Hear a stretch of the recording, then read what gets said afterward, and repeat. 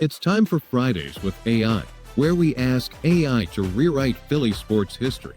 Every Friday, only on This Day in Philly Sports History. That's right.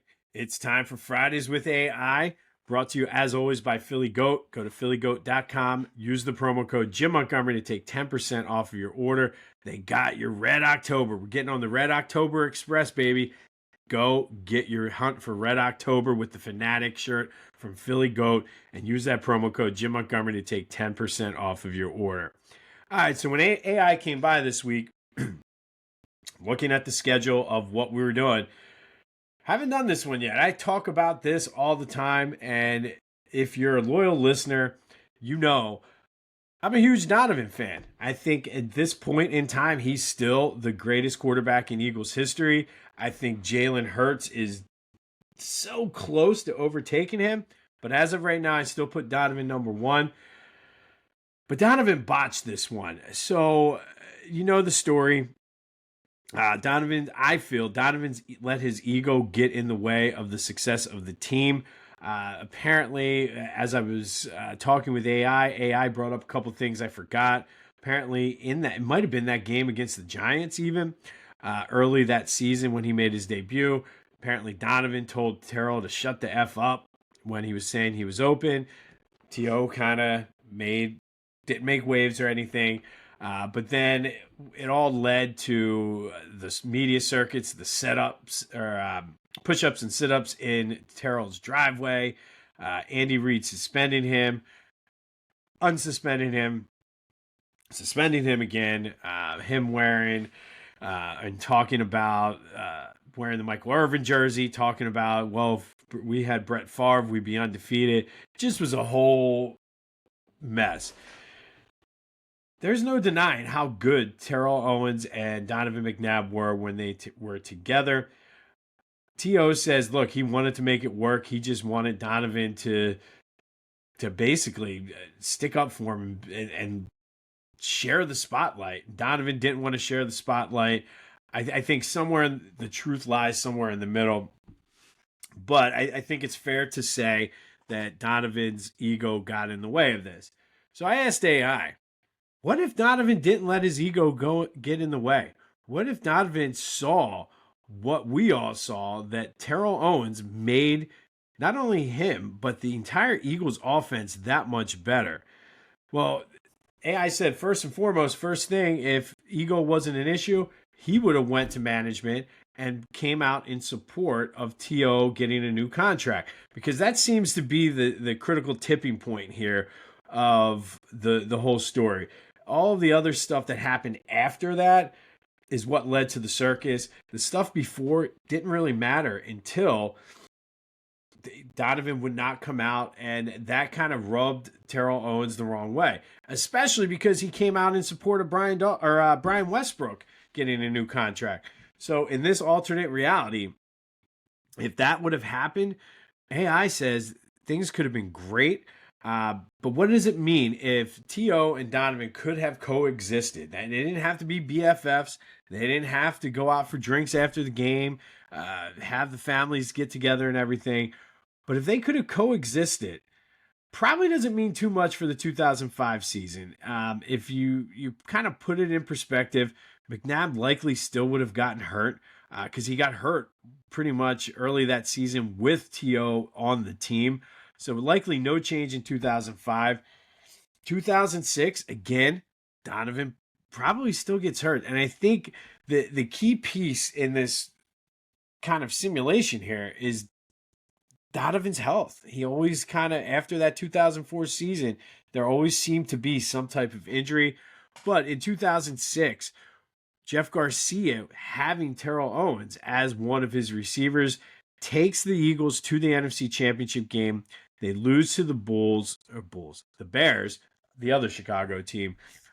But hopes are high in 2007 with a healthy Donovan and T.O. In 2007, with a healthy Donovan, Terrell Owens, they get back to the NFC Championship game, this time beating the Giants at home at Lincoln Financial Field, but would lose the Super Bowl to the Patriots. Patriots end up, by way of that, Patriots end up going undefeated in that 2007 season. Then the next year, they should have won the Super Bowl that year without T.O., but 2008, they get to the NFC Championship game, this time beat the Cardinals. There was still some debate whether that game would have been at the Link or out in Arizona based on records and everything. But either way, they get to the Super Bowl and beat the Steelers. Then they come back in 2009, beat the Saints down in the Superdome in the NFC Championship game, go back to the Super Bowl and beat the Colts. So they go back to back. It doesn't happen that soon after the first Super Bowl, but they do get back and win back-to-back Super Bowls. And then from 2010 on, they're pretty much contenders all the time, but with Donovan's health and everybody getting a little bit older, they're not necessarily a top-tier team, but they're good for a playoff run. You never know what happens when you come to the playoffs, but AI does think they would have won 2 Super Bowls together. I don't necessarily disagree. And then what does it mean for their careers?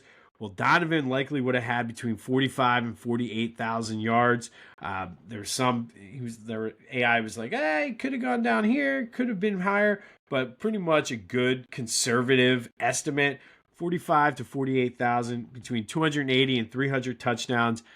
Shoe in for first ballot Hall of Fame. And then T.O.'s numbers already got him in the Hall of Fame, but would have had between 18 and 20,000 yards, between 170 and 200 touchdowns. But again, they both go in the Hall of Fame together, and they're forever linked.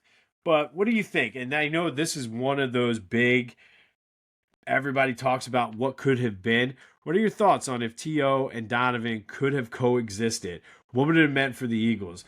I think minimally they win another Super Bowl. In this, AI seems to think they would have gone to 3, winning 2 of them. So they would have ended up 2-2 in Super Bowls, which we all know as Eagles fans, we certainly would have taken that.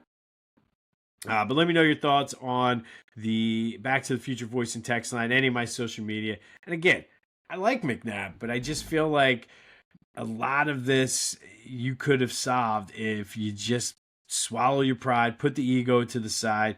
And again, I say it all the time, whether or not you meant it or not, just say, pay the man, pay that man his money. Would have been that simple. But that is Fridays with AI, brought to you as always by Philly Goat. Go to phillygoat.com. Use the promo code Jim Montgomery to take 10% off your order. Get your hunt for Red October shirts and get aboard the Red October Express, making all stops, or I guess making no stops to the world. Whatever. Let it go. You know what I meant. It's Friday. It's been a long week. Just go to Philly Goat, buy the damn shirt, use the promo code Jim Montgomery to take 10% off your order. All right, then finally today, in honor of, I almost talked about this, but I kept it to a debut sort of focus today. But in honor of the 2005 season opener where Ike Reese baited Jeremiah Trotter into getting ejected out of the game, leading to the Eagles losing that game, today's underrated and underappreciated Philly athlete is Ike Reese himself. Ike was a 5th-round draft pick in 1998 out of Michigan State. He was a special team stud, backup linebacker, made a Pro Bowl in 2004, played with the Eagles from 98 to 2004. In his regular season, he had 6.5 sacks, 2 interceptions, and a fumble recovery for his career with the Eagles. But that 2004, he played such a big role on the special teams unit. And truthfully, special teams guys kind of fit into the same mold as offensive linemen, where you don't really hear their name, and the less you hear their name, the better it is, because if you hear their name, that means they're not doing something right. And Ike, like I said, you would hear his name for a tackle or a big play, but Ike was just kind of one of those guys who went in there, and special teams guys have a different mindset, and Ike was one of the best. Met him a couple times. He seems like a very nice, solid guy, currently on WIP. But Ike Reese was one of those unsung guys that didn't get a lot of the accolades, but played a key part in those 4 straight NFC Championship runs. playing again. Special teams, and you look at the Eagles from last week. Special teams played a huge role in that game, and they can win you games, they can cost you games. And Ike Reese was one of the best to do it on special teams for the Eagles. So today's underrated, underappreciated athlete, Ike Reese, in honor of the anniversary of him getting Jeremiah Trotter thrown out of that game before the game even started. Let me know your thoughts on Fridays with AI. What would have happened if T.O. and Donovan would have coexisted?